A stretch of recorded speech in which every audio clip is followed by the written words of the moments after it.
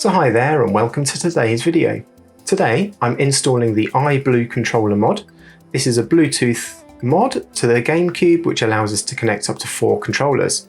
It will give us that functionality that will allow us to connect things like PlayStation 4 or PlayStation 5 controllers as well as Xbox controllers. So I think let's just dive in and start doing the mod. So first thing we want to do is unbutton the GameCube. So let's go and grab our game bit screwdriver. Now we can take these 4 screws out.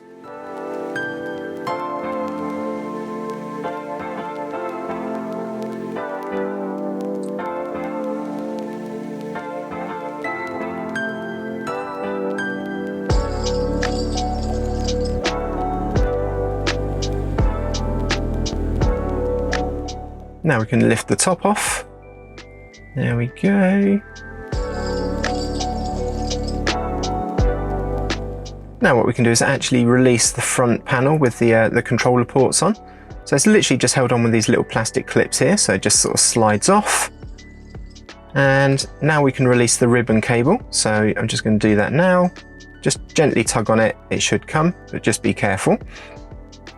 Now we just need to remove the screws that hold the face plate onto the circuit board.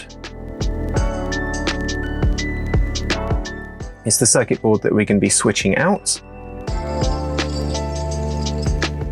It's just held on with 2 screws. It's quite quick to remove.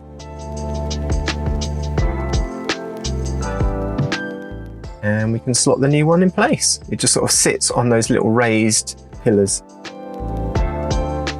Now we can put the screws back in, hold it in place.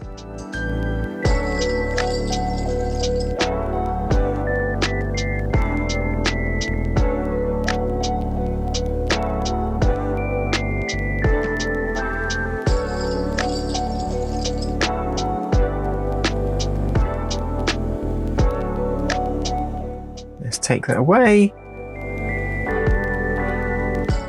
In my previous video, I installed a USB power supply. I'll put a link to the video there if you want to watch it. And we also installed a Noctua fan, and that's meant there's some extra cabling, which is going to be fun because we need to actually connect up the new Bluetooth panel at the front to the power supply. So anyway, I'm just plugging in the ribbon cable for the new mod. Let's just get this clipped into place. You can see the extra cables there that we're going to be moving over to the power supply. One of them essentially just routes power to the board, and then the other one takes it back to the set power supply. Okay, so now I'm just trying to work out how I'm going to route through the pass-through cables to the power supply. I think I'm going to take them around the back of the fan. So let's just unplug the power lead from the power supply here. And then we'll plug that into the pass-through cable in a second.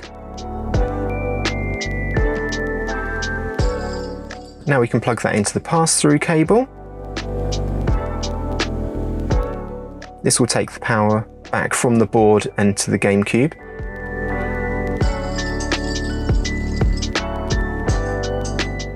Now we can plug in the connector that takes the power from the power supply to the mod.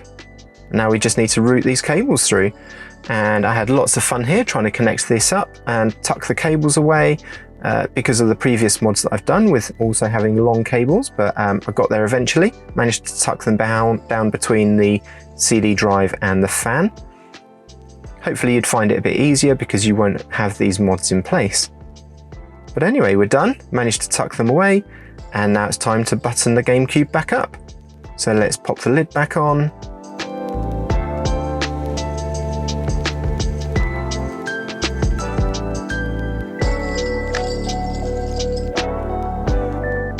Pop the screws back in, and then we're done. And then I think it'll be time to take a little look at how it all works. So I'll see you all in a second. So we finished the mod and I'm just about to do some testing. Firstly, I just want to make sure that the original wired controllers still work as we want. And then once I've done that, I'm going to try connecting a PlayStation DualShock controller and make sure that works. And I'm also going to test it with an Xbox 8-bit DOE controller that I've got. just to sort of see if we get any quirks. We're going to take a little look at the functionality that you get when you push the reset button, because it now has several functions that it didn't have before. And if we get time at the end, I'll show you the software that comes with the mod, just where you can remap the buttons on your controller. So I think let's just stop talking and take a little look and make sure we can get everything connected. Okay, so the first thing I'm going to do is just check that the original controllers still fit in the ports, and just to make sure they work. So let's just plug them in here. So the first one plugs in okay, plugs into the second one,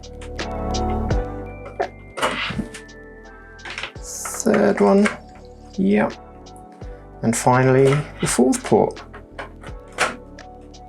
Okay, so that's good news. The controllers all seem to plug in okay. Alright, so let's just check that the controller still seems to work. So, yeah, that's good. So the original controller still seems to be working. Both the analog stick and the D-pad, so that's nice. No disc, not yet. So let's go into calendar, open that up, yep, all fine. Back, that's great. So original controller all seems to be working fine. Okay, now let's try to sync a PlayStation controller. So this is a PlayStation 4 controller that I've got here. I'm going to try and sync it up. So firstly I'm going to put it into syncing mode. So I think I need to hold it for about 7 or 8 seconds to put it into pairing mode. So let's push reset for 7 or 8 seconds. You see the lights flash differently. So now we've got the single light flashing there. So I'm going to push share and the PlayStation button to put it into syncing mode. And hopefully, there we go. It's now synced. So I'm going to see if I can sync a second controller. This is the 8BitDo Ultimate 2 Xbox version or PC controller. So let's see if we can get this to sync. Right, let's put this into pairing mode. So we need to press it for about 7 seconds. And second light is flashing, so that'll go for controller port 2. Let's see if we can get this to sync. It says it's connected. That's good. So I wasn't holding out a lot of hope for this one because it's not an official Xbox controller, but actually seems to be working okay. So the reset button now has several actions mapped to it, depending on how long you press it, and the differences are indicated by the flashing lights on the front. So let's just take a little look at that now. If you just push it for about 1 to 3 seconds, it will just behave like a regular reset. If you push it for 4 to 6 seconds, it will disconnect the Bluetooth controllers. And if we push it for 7 to 9 seconds, it will enter the pairing mode. And this is where you connect the controllers. And it says here, if I hold the reset button while powering on the adapter, it'll put the ports into sleep mode, so it'll only work with wired controllers. So I thought I'd test the controller out with a game, and I have to say everything felt really smooth and responsive. I couldn't notice any lag at all, and yeah, everything seemed to work pretty much as I would have expected. The only thing I'm a little bit unsure about is how the analog click is handled at the end of the GameCube analog sticks. So if you don't know, the analog sticks on the GameCube have a digital click at the end, and not many, but some games use this as a separate function. So I didn't have any issues in this game, but it's probably just worth bearing that in mind, that your mileage may vary depending on what you like to play. But you can also change some of the mappings in the control panel. So you could always do that. You may be able to map the digital click to one of the other triggers. But one thing I did notice was that the game seemed to be missing rumble. So what I'm going to do now is actually dive into the software that came with the mod and see if we can turn rumble on. So I'll see you over there in a sec. So here we are in the software control panel. So you just want to make sure that you've got Bluetooth turned on your computer before you run this, and turn on your GameCube. And then you can click the connect button here, and oh, didn't load first time. Let's just try that again. Yep, it's connected this time. So then you get this control panel. So I've gone in and I'm looking at the output config here to see if we can turn on rumble. So since it's a gamepad, oh yeah, there we go. So we can turn on Rumble just here. That's great. So I've done that. I'm going to save that. And I'm probably just going to do the same for controller 2 actually, just so that's prepared for the future. Let's save that. So I'm not going to remap anything now, but let's just take a little quick look at the mapping options that are available. So I'm going to switch this to PlayStation 4, put the destination, I'm going to set that to GameCube. Oh, where is it? There it is. And then you can sort of see how the PlayStation 4 is mapped against the GameCube controller. Yeah, and as you can see, the digital left and the digital right on the analog sticks isn't actually assigned to anything. So I'd be tempted to actually go in and have a little play around with this at some point. But like I said, I'm not going to do that now. I didn't actually notice any issues in Rogue Squadron. So there we go. I think we're about done. So thanks so much for watching. I really hope you enjoyed this video.